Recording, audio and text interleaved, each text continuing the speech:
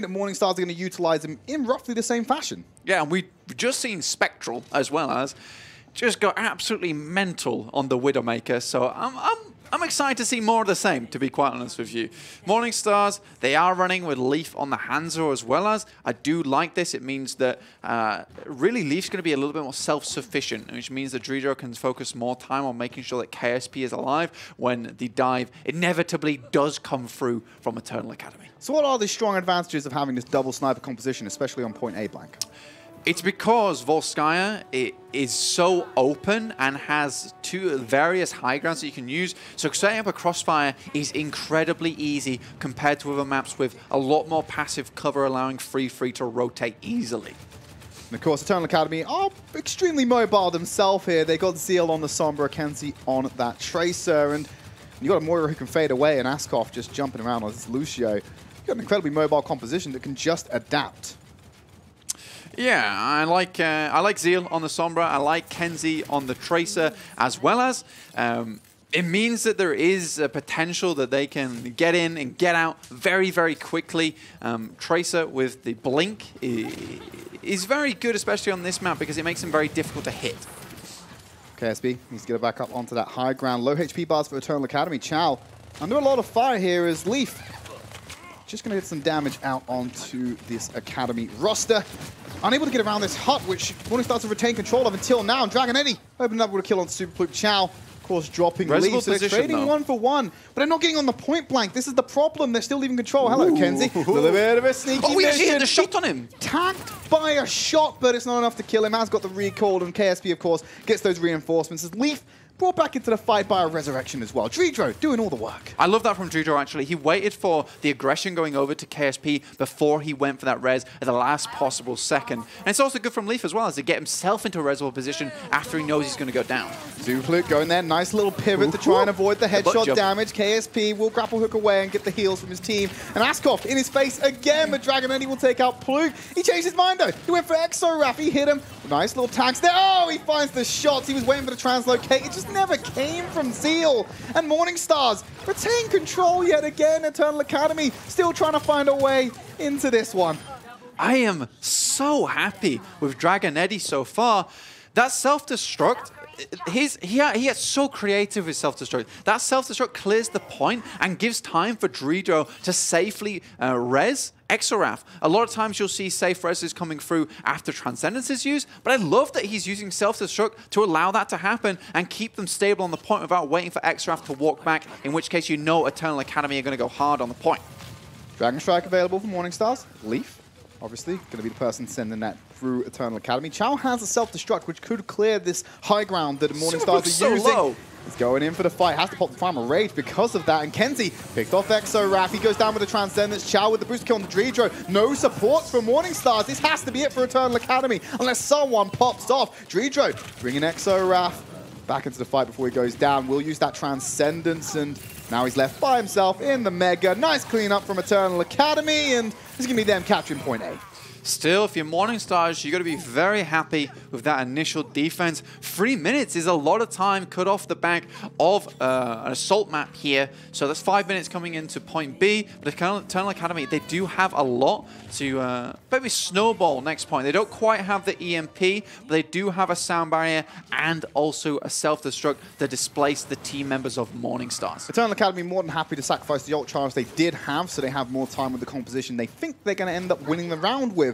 Of course, they do still retain, like you said, Blank, the sound barrier and the self-destruct, but we're going to start from scratch with Pluke and Kenzie and Zeal as well.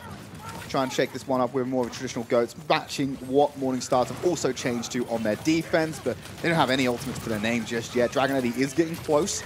Chow's the one with that already. A lot of pressure. They want to force Malzasa's shield down, really take him out of this fight. Kenzie going to be the man to do it. There's that self-destruct coming out, and Dragon Eddie going to get his remech nice and early. Tried to buy time. He's got wasn't the best. Askov with the micro missiles.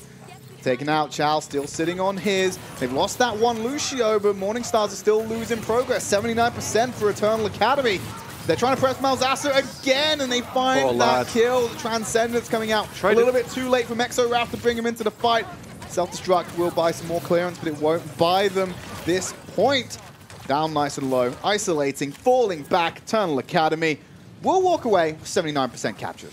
Morningstars, they play it extremely calm. I like the way they did it. They knew that we can give up 2 ticks here. It's a difficult point to hold. This type of assault map is very easily snowballable, especially with ultimates that Eternal Academy had. They had self-destruct and the sound barrier to get that initial pick there. But the way Morningstars, they play it very, very slowly and calculated. He's got that Earth Shadow, but he's going to have to try and find a way out this Graviton Surge first things first, but it's going to be a counter grab. No, it's not. It's just going to be a big shatter to land down onto multiple members of Morningstars and try and shut down their defense as Eternal Academy are moving through this. Chow going to D-mech on Dragon Eddy. They're forcing him into this spawn corridor. Only Dredro up around the point to contest. 6 men on there. They have to get someone to touch. And it's going to be the Wrecking Ball with the stall. Leaf buying a little tiny cam, but just a sliver left to capture. Eternal Academy, they're going to complete Volskaya. That's the closest I've actually ever seen a point installed there, which is 99.9%. That's cutting it fine. That is like going to the shops when they're just about to close on a Sunday. So you get there at 5 to 4, and everyone's like, shop is now closing. But yeah, Morningstars, I think they played that as best as they could. And 2 minutes 51, whittling it down to that, it is very, very good for Morningstars. It puts them in good stead to get point B with a much bigger time bank, and then the pressure will be on for Eternal Academy once again.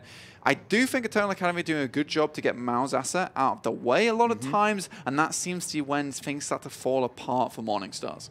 Do you think that could be down to KSP not necessarily being the most proficient Zarya, but necessarily with his protected barriers? Is that something that could be a factor in that matchup? Yeah, ally barriers are going down pretty freely so far, and when Malzahar's needing those allied barriers the most, they're not quite there. And I think that is most prevalent when it comes to grab, because I don't think KSP is maybe thinking that far ahead that I need to save bubbles for the Graviton when it comes out to make sure Malzahar's alive in that situation.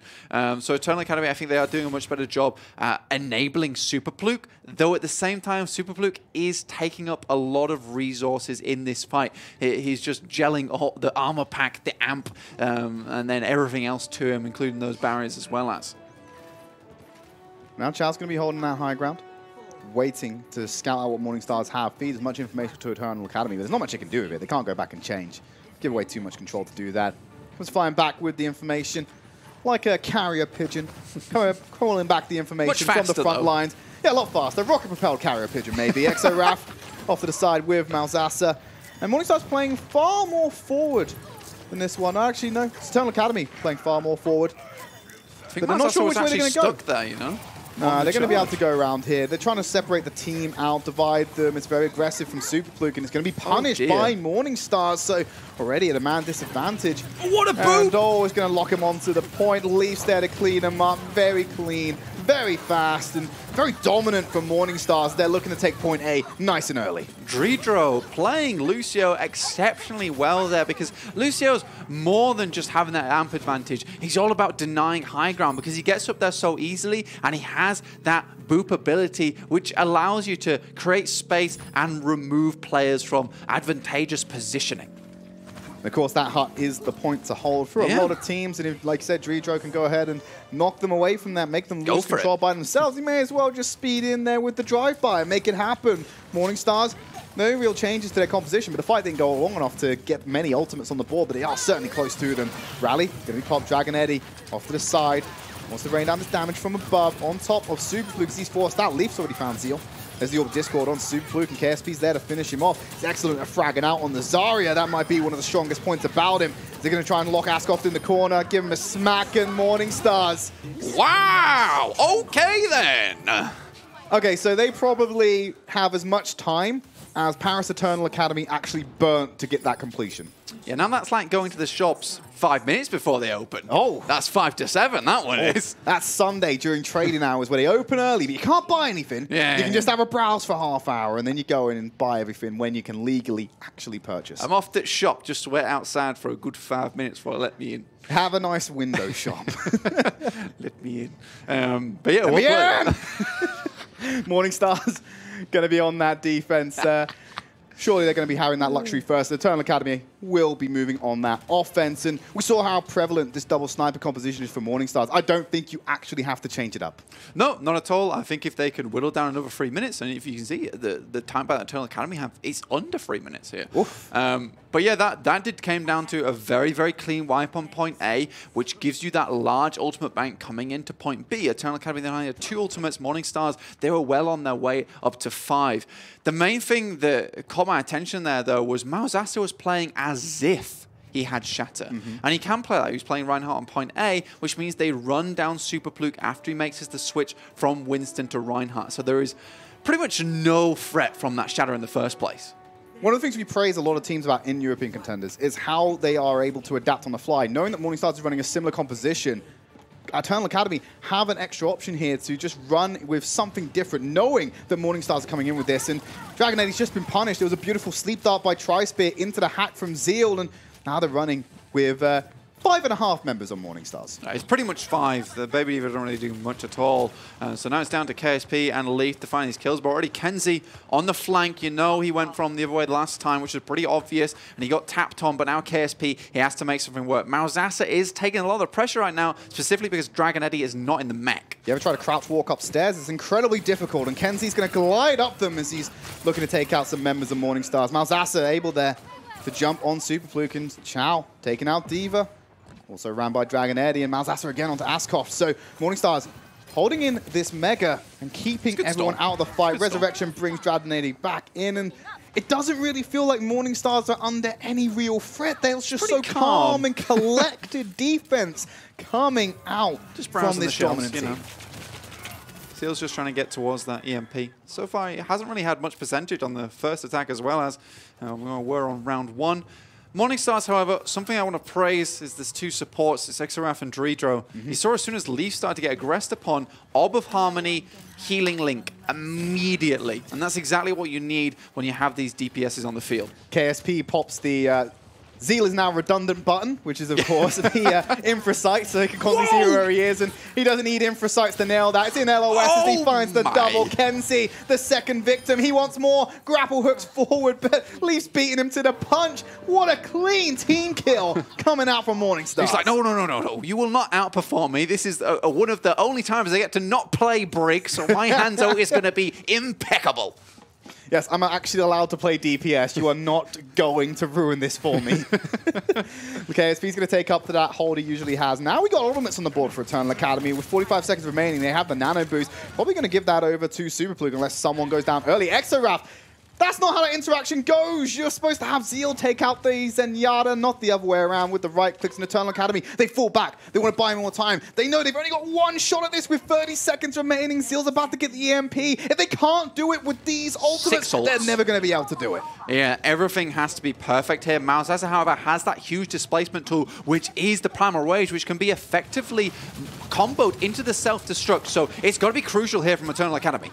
Playing around, Kenzie's already got a Leaf with the Pulse Bomb, but Dredro can go in with the Resurrection. He's still around to get him, and Leaf's going to be back up. Dragon Eddie finds Pluke, who goes down with the Primal Rage. How did that happen? EMP finds 3, and they're going to have Zeal taking out Dredro, but Leaf's got the Storm Arrow for Kenzie, and Malzahsa probably has that Tesla Cannon for Chow, and Leaf's still off to the side. KSP picks off Askoff. They know exactly where Zeal is. They just need to tag him. He's not that hard to hit. I know he's small, but the Nano Boosted Primal Rage overtime, dude. Thrown at KSP. Pluke finding 2. He's the last hope for Eternal Academy, and just see Chow rolling in on the Wrecking Ball for more of a stall. They're keeping going here, but Zeal, he's so low HP right now. Chow trying to get off the point, overtime ticking down. They're throwing everything at them with highly mobile champs and heroes, but Malzahsa's there to clean out Chow. Eternal Academy will not complete Volskaya on their second attempt. Not a single tick taken, 2-2. It's going to be a huge time bank as well from Morningstars. They got all the time in the world, just selecting what items they would like to buy here on point A. You hate to see it. 6 minutes 23 to just take 33% of point A. I'll tell you what, if Eternal Academy pull this one off, you can put them in their history book, say they're probably going to do pretty well this season, but somehow my better judgment is telling me Morningstar's going to walk away with Volskaya. Yeah. Morningstars, I think they've had a great defense there. It's amazing to see a DPS comp like that hold on point A so very well when you do have a lot of choice available to you on the attacking team. But they had 6 ultimates. If they couldn't make it with 6, they absolutely are not making it with any different compositions, that's for sure. And I think that comes down to ultimates being used basically a little bit too impatiently. They didn't wait for a good positioning, didn't wait for displacement, and Morningstar is very happy just to stay underneath inside Mega. So when the EMP comes through, the rotation is very, very short for them to get out the way from Chow's self-destruct.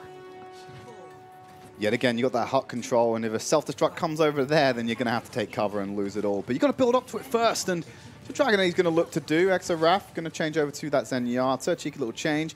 Mirroring the composition of Eternal Academy, only difference Malzahsa going on to the Reinhardt instead of that Winston. You want to just roll straight to this point, take control of this interior by this little garage or engineering room. They move around the side, and Pluke wants to get that cleave with the Tesla cannon as they migrate through. Askov actually goes in with a boop and keeps them from getting into the cover as quickly as possible, and Pluke's able to pick up Leaf with a little bit of assistant damage from elsewhere. Yeah, I do think it's time to disengage now from Morningstars, but I think they're a little bit stuck here. You do not want to give that cleave over to Super Pluke, give him even more chance to get towards that Primal Rage with... In small enclosures like this, where Morningstars are currently trapped, it's going to be deadly. I tell you don't want Super Pluke in that enclosure with a Primal Rage, because then you start to have problems. Cleave, a little bit pushed back there by some repositioning, and Pluke going down very low. KSP isolating him out with that damage. They help with Tri-Spear as well, getting that little micro-portrait on there, showing him a more visceral sign of his work as Dragon Eddie takes out Askov as well. Morningstars found the opening they need. They're just throwing grabs at everything. We knew it was going to happen. You can't be surprised with that time bank. Morningstars take control of Volskaya. And you know what? KSP really steps it up in the end there. I think the rotations are done perfectly. So going through that mini room, really the main thing that you want to be doing if you're on the side of Eternal Academy is breaking down Malzahsa's shield. But instead, KSP makes some perfect rotation of the bubbles. Malzahsa is able to body block, not only giving energy over to KSP, but also retaining all of that shield that he needs to make the cross to stairs. Well, we're holding up a little bit. I think this is the first 4th map that could actually decide who's going to take the series. We might even get a tiebreaker out of this one, Blank. The way this series is going, we're going to take a quick break. When we come back, we're going to bring you map number 4. It's Rialto coming up after this.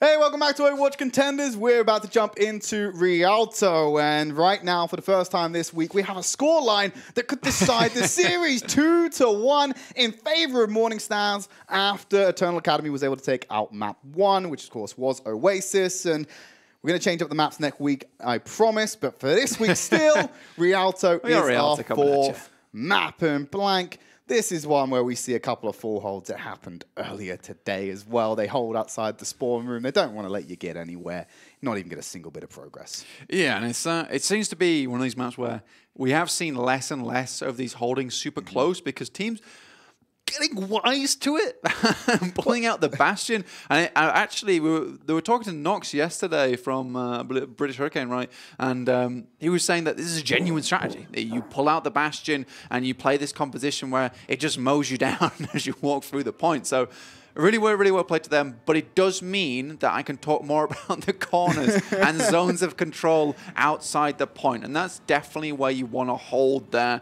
And it does enable you to go for full hold because it's such a defensible position.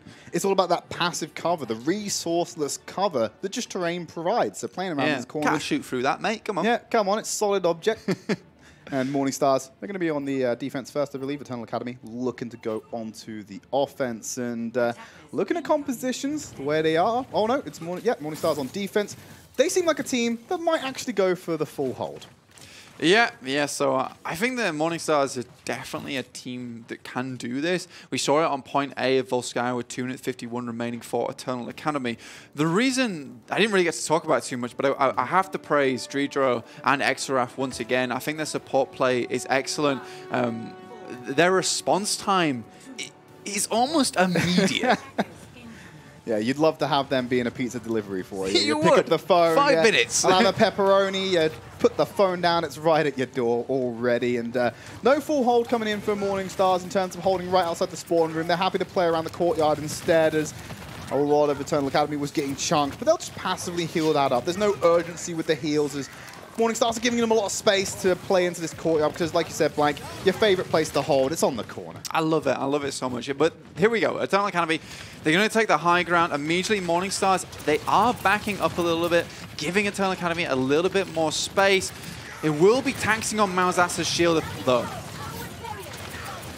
No one going to be feeling the hurt just yet. Leaf did go a little bit low, but Kenzie also getting chunked out there, and Dredro's booping back as many as I can. Hardest gets booped into the fight, but he's like, whoa, I love this. Hold up, slams on the brakes and stops himself from falling off the cliff.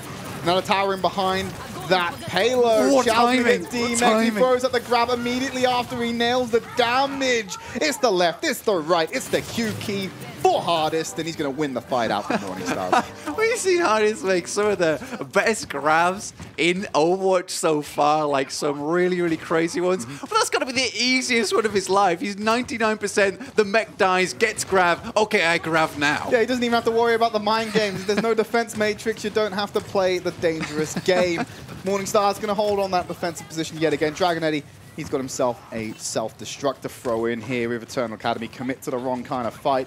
They're building towards ultimates of their own. They have got support ultimates available. Askoff and Trispear are able to pull that one off if they need to. Yeah, both support ultimates means they can extend this fight a little bit longer, so it's going to be up to Morning Stars to make sure they stay in this one. 500 shield remaining on the shield. That shatter. Flame strike multiple, and Dragon Eddie knows what to do, follows it up immediately, and secures the fight. Yeah. Towards the end there, that's just very well played from Malzasa to understand that it's almost instinctual for Malzasa to drop shield, kind of try and retain it. But at that level, I don't think Superfluke was expecting the immediate shatter afterwards, because it's a very risky shatter from Malzasa, but he tends to make that kind of stuff work. And I think it's something Superfluke's not used to. We saw it on Oasis. It seems to me that Malzasa's just winning out the mind games here when it comes to the vanilla shatters. Hardest sitting on another grab. Chow hopefully won't get demeched before this one wants to come out. The press onto the payload. 1 minute 25 remaining for Eternal Academy. Sound Barrier Nice. used aggressively as they push forward into Morning Stars, who aren't too phased by this whole endeavor. They're just falling back, giving Eternal Academy more space while they regenerate those HP bars so they can get back into it. But they cannot go back any further, otherwise they give away checkpoint A, have to stand on that payload and contest it from here on out. And they're going to throw in that grab first. Sound Barrier immediately in response, but Pollitt still gets the charge kill on the leave. Self-destruct from Xiao under the bridge. You don't find trolls anymore, you just find a big old bomb that sends you flying and gives Eternal Academy the point A cap. Worst travel to under a bridge I've ever had in my life, that would be. How many times are you traveling on the bridges, Blank? Not too often, I don't think. But yeah, that was pretty well played from Morning Stars. Sorry, Eternal Academy there. I think Morning Stars, they went for the counter grab during that, but I do think they gave Eternal Academy far too much time. I think they weren't too conscientious of how they were going to split the ultimates up, and in the end, Eternal Academy just kind of brute forced their way in. And it's all credit to Ascaf and Tri-Spear from being very patient between those fights and holding on to the support ultimates. Gonna have Morning Stars trying to hold this one off. They got 2 minutes 40 and already half of point B taken by Eternal Academy. Zeal, they're also going to take away Dredro's life. Nice shadow by Malsasa. The audacity of this Reinhardt as Chao's going to clean him up and punish him for it. And self-destruct Dragon Eddie takes out Ascaf, and extra mobile hero still can't get to cover in time from a big old bomb. Eternal Academy holding on the corner. Pollitt just sandwiched against that box and the payload. Nowhere for him to go. Morning Stars rebuke Eternal Academy. And they're going to have to try and find a way back on as hardest. These smell blood in the water. Firing out those right clicks. He's at 85 energy. Chao, he wants to find something else. Exo-Raph's actually over his shoulder. Oh, sorry. Like the bad side of his consciousness telling him to kill more. You've got to go all the way back to the spawn. We're not going to allow that type of thing. And this is what you see a lot from Vancouver Titans. They will just run you down and basically juice you for as much ultimate charge as possible. I do think that last fight goes definitely in credit of Dragon Eddie. It's a wonderful bomb placement right on top of the crate. Doesn't provide too much space to dodge. So even though, yeah, Ascaf is definitely the most mobile, he's still caught on by it. Pollitt going incredibly low, just trying to gain any meters on this map. But Morning Stars sitting on top of that Graviton Surge for hardest, and Exo-Raph has the Transcendence in case everything starts to go wrong. A lot of ultimates available for Eternal Academy. Need to find the right combination as Chao's about to get that self-destruct himself. Playing around the payload, they have to get through this choke. Graviton Surge committed early by Kenzie. Self-destruct's there. What, need to get rid of the shield. Not gonna happen. Transcendence keeps everyone up. Super Fluke! Counter shatter from Fluke will give Eternal Academy the victory and get this payload back in motion. But with 1 minute remaining and a couple of meters still to go, Morning Stars might be able to get something out of here. But Zeal going in for the triple, and Fluke with the fire strike on the hardest should mean they can walk this one in. Finally, we see a super shockwave coming out from Super Fluke there. Ascaf, he has the sound barrier. Not too effective in this close space, though, because it doesn't provide you as much splitting potential as that ultimate usually would provide you with. Morning Stars, they don't want to lose Dragon Eddie, though. Dredro, sorry. Dredro gonna get cut down by the high-energy laser of Kenzie and Morning Stars. They didn't want to split, so they didn't want to try and do some kind of scuff defense at point B. They're happy to let Eternal Academy take it. Well, they're probably not happy about it. They just understand, yeah, go on. You have to do it. So 1 minute 45 on the clock, coming on around this first corner. They're getting very close to moving into this giant cathedral-like building. And Malsasa drops the hammer, finds Free off to the side, repositioning from Eternal Academy to keep him up. Fluke actually finds Leaf in the chaos, and the self-destruct finds no one because Eternal Academy, they're going to run inside the building and use the natural cover of the map. Malsasa low, projected barrier will keep him alive until Kenzie comes along with that laser and cuts through him. Dragon Eddie will get the D-Mech, and Ascaf moves in for some supportal combat. Fluke again with Dragon Eddie as they move into the home stretch. 1 minute remaining. Eternal Academy finishing this map is certainly within the realms of possibility. And this is where the Diva self-destruct, Diva bomb and Grav combo comes into huge effect, because usually you don't really want to use that too often because it really starves you for ult charge. But for finishing a map like this, where there is no more ult charge to be had, it's just the end of the point, it's an excellent place to have that shadow on board as well as.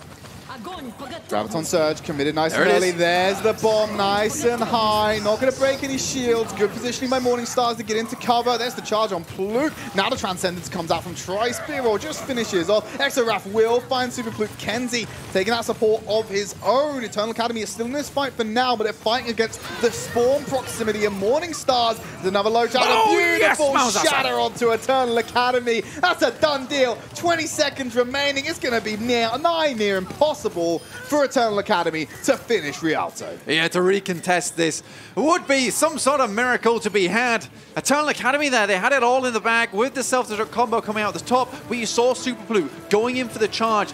Oh, is he going to get him to displace Mausasa? They're trying to body block him as much as they could. He committed the sound barrier as well. You can't say Askov didn't try He there. definitely tried. But like I was saying, you did see Super Pluke going there trying to displace Mausasa to make sure the shield was down when the self-destruct went off.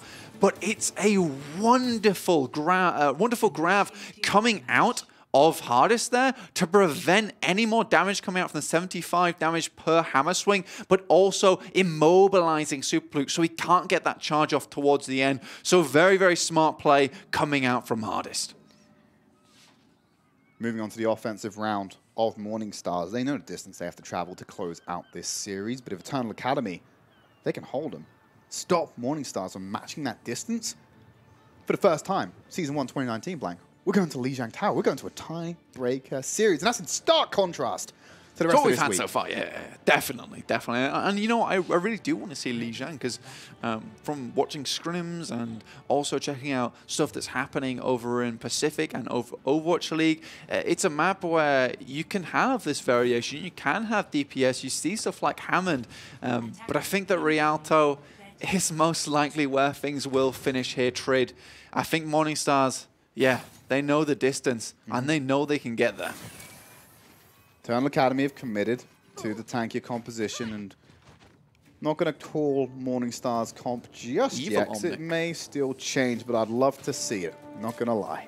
Eternal Academy, still in a position where it's ambiguous about whether they'll go for the full hold. I think Chao's actually trying to get behind here to go for a boop with the Diva or just scout for the time being. I believe it is scouting unless we do see him start to fly out nowhere. There he is. He's back with his team. I was going to say, usually Askov would be the one to go do that with Lucio, try and get the sound wave in there, but Eternal Academy, they're going to play into the courtyard rather than go for that full hold. So I feel we've seen a migration in Europe, teams moving away from that necessarily. Drijo in the front line. Zeal's going to take out Exoraph, so nice start for Eternal Academy to shut down Morningstars. They haven't got far to go from their spawn room, but they smell blood, and Zeal, he's a bloodthirsty man. 3 kills to his name as Chow and Kensington follow it up. Pretty much a team kill there for Eternal Academy off the bat. I think I had some questions about Kenzie towards the beginning of this series. I don't have questions about him anymore. He's 15% ahead of Hardest so far. I think he's been playing exceptionally.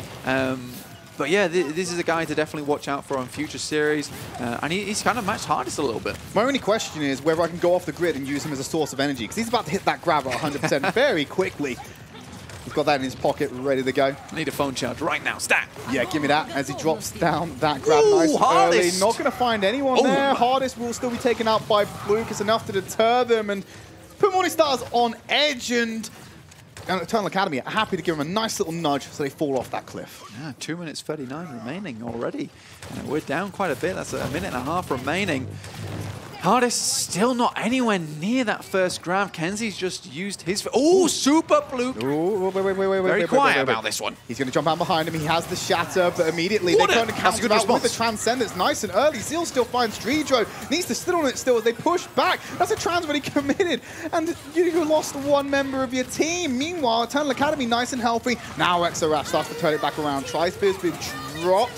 He goes down with the Transcendence. That could be big for Morningstars. They can just capitalize on it. Pluke needs to find a way to get the hammer, but he's happy to hold it on this corner. Going to put it down. It's not going to be fine. So the counter shatter from Pluke is going to land well. Malzasa's didn't. And Exoraf's going to punish Pluk still. I don't know how you're able to turn that around if you're Morningstars. Kenzie still got that grab. I don't know if he's going to commit to this one. He's just dancing around the payload, trying to find damage, but Morningstars is there, fragging out where they need to. Payload's back in motion. 1 minute 40 on the clock. And this is a great fight for Morningstars as well, because they pretty much win it just off some crucial picks towards the beginning there from Exoraf, and now they have 5 ultimates on the board, barring that Earth Shadow that was just used, but a big Fire Strike knocks him up to 50%, so he's a little bit more on par now, going towards the 6-pack, it seems. He's a little bit fragile. Morningstar's going to be moving in. They've got nearly 6 ultimates on the board. Malzahsa, the one that's lagging behind. Eternal Academy pretty much matching them when it comes down to charge overall. Self-destruct for Chow under the bridge. You saw what he could do last time on the offense. Can he do the same on the defense? Sound barrier committed by Morningstars. They press around. They're trying to find a way into this choke. And the body blocking from Eternal Academy just won't let them progress. 60 seconds remaining. If Eternal Academy win this fight, they can find a way to force out map 5. But Morningstars are playing very safe. They know they've still got a little bit of extra time, and they're just playing around the corners. They don't want to commit too hard to this one. But Pluk's about to get it online. Malzahsa throws down the shatter. It's a little bit whiffed. It's not what you want to see here, as Pluk's about to have an answer of his own. But you've got the gravity surge available. Leave's going to take out Pluk before he can even get there. In fact, he goes down with the shatter. This is Morningstar's fight to win, as Malzahsa follows up with the charge. You don't want to commit much more to this, as you just want to swing through. But it's Malzahsa dominating the kill feed, clearly going, all right, guys, sorry about that shatter. Let me make it up to you. Here's a couple. Here's a tasty little 4K for you. We go again. Yeah, we absolutely go again there. And I think that's a crucial mistake from Super Pluk. I think the beginning there, really, it was definitely Eternal Academy playing this crossfire exceptionally well within the Mega Room and the left side room as well as. And that's perfect, right? You can set this up, but Morningstars has started to get a few more inches, and at some point, Super Pluk, he was out of position, and Morningstars identify that and goes immediately for it. Oh, Shadow's free! Oh, it's not as free as you think when he's knocked back and plants it straight into Malzahsa's shield, but the Graviton Surge tries to work it out. Chow's there to drop the bomb onto Eternal Academy. They think they can win it! They don't even need a bomb on the side of Morningstars, as Leaf comes in with the double, Hardest with the third. Payload can still be contested here. Eternal Academy looking for the stall, but they're scattered all over the place. To the quantum win, some might say, as the D-Mech comes out for Chow. Just picked off. Morningstars keep on trucking. And this is what's so wonderful about Malzahsa and the experience he brings to this team. He knows exactly when a fight can be won, and he'll drop down those shadows if he sees them, especially when Kenzie's dead, because after that point, even if he goes down, he knows that Hardest can win this fight out, being that hyper carry on the team. This is close to that grab, and Eternal Academy are paying the same respect Morningstars paid to them and not contesting a scuffed checkpoint B fight. So Hardest is going to get close to that grab. Quality. He's going to move forward with the payload, slightly more in the time bank to try and reach the distance Eternal Academy did, but it's still defendable. This is still winnable for the Academy team. Both supportive ultimates online for both teams here. Out comes the sound barrier. Both need to be engaged here. He's tried to split the team, but there was enough time for Eternal Academy to regroup. Got him off to the side, trying to get that crossfire. Malzahsa's going to burn through Super Pluk, and he's going to find a second. No more shields on the side of Morningstars. Azeel will join him, and this is it. Going to frag it out. They're about to turn onto the final corner, and with 2 minutes in the time bank, Morningstars look like they're going to take home Rialto. There's so much to fall back on. The armor, the transcendence, the self-destruct combo. There's no way they lose this last point, barring a bloody miracle coming out from Eternal Academy. The Graviton Surge is there for Hardest. He needs to drop this down. He's been sitting on this bad boy for a while. Let's see if he can find some value, but he's too low to do anything with it now. Needs to buy some time to recover. Shatter goes down. No one found. Self-destruct over the top. The transcendence is there, but it's blind. It's not going to hit. Another whiffed Earth Shadow as Chow commits self-destruct, taking out Dreedro. Graviton Surge from Hardest should seal the deal for Morningstars. They're going to take out Chow, and they should be able to nail down Rialto. We're a 3-1 scoreline. Morningstars are back. Eternal Academy. They're not quite what we wanted to see today, but they definitely showed us a good match indeed, taking the control, making this the closest match we've had as of yet. I'm excited to see what they do into the future with more time to prepare, and they've definitely got themselves a formidable scrim partner now. Oh yeah, they're going to be able to go over and practice a little bit more with Morningstars, because they're not going to have to play them again until potentially playoffs. But let's focus more on the match for now. So exciting to see how Morningstars are actually balancing the usage of KSP and Hardest, rather than relying on this fantastic Zarya player. And Here it we mentioned is. the man himself. He goes for the pop on Zeal, and you can make a frag reel just on Volskara alone, but it was also his Oasis of performance earlier on in the series that really put him on the map. What a great utilization of a talented young DPS player. And you know what? It's great to see, to be honest with you, because I definitely have to eat my words about KSP and when it comes to bubble usage. After taking a little bit more closer inspection, he does use them very well. And this is the thing, having such a competent Zarya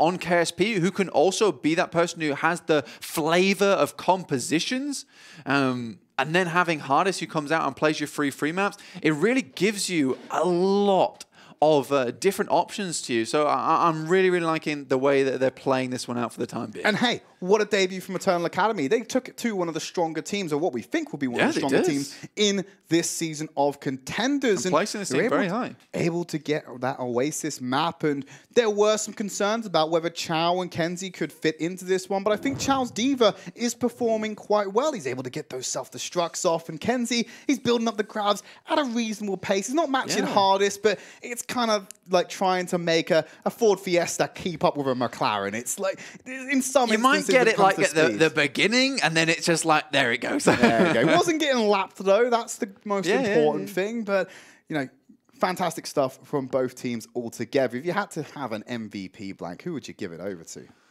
I'm going to definitely have to say Tridd today. Okay. I think the guy has played extremely well on the Lucio. I think he's been very, very competent. And then just these moments of when he's playing on the Mercy, when he's playing on the Lucio. Again, it's that response time that I'm talking about. He knows exactly what to do, at what point. I think he plays with the amp advantage extremely well. And he knows just when the perfect moment is to go for that res. Yeah, for me, I think I'm going to have to go ahead and give it to Superpluke, because I think the Malzahsa, while he was able to actually get in there and get some consistent ultimates over them, there were a lot of missed ults coming out from both of the Reinhardts when you look at them in a total view. And Superpluke, going up against a veteran Reinhardt and veteran main tank in the form of Malzahsa, can be quite intimidating. But this guy is a Contenders champion who's fit into this new team and is able to perform quite well. Yeah, I have to agree with Tridd. I definitely would give probably Superpluke most improved player over this series. Well, let's have a look at the standings, how things are shaped up after the conclusion of week 1. And there we are. Angry Titans, Team Giganti, British Hurricane. They're in top 3, all even at the moment because of their +4 scoreline. Then it's Morning Stars, who was in the 4th place just because of the map difference. Eternal Academy picking up a couple of maps themselves. They're able to then end up in that 5th place position. Then you got Shoes Money Crew, 1 point, and Young and Beautiful at the bottom. But I'm sure that's going to change up as we move into the future weeks, because we've got 6 more weeks of group stage action, Blank. Oh, hell yeah, of course.